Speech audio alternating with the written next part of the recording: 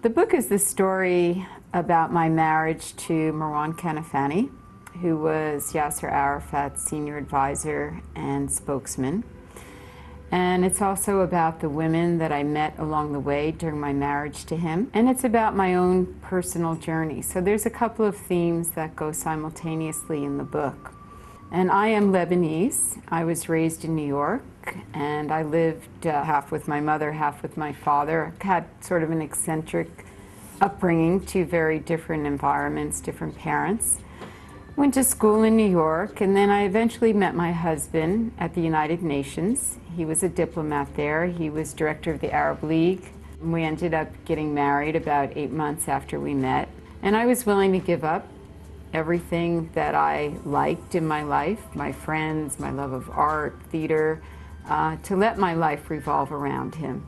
I did find the part of not being able to pursue my own interests very crippling, and that was just too hard for me. One of the things that I took away from the marriage, which was a great memory, were some of the women that I met during my marriage. And they were strong, and they were dynamic, and they were fascinating. And one of them was the wife of Mrs. Arafat, Ramonda Tawil.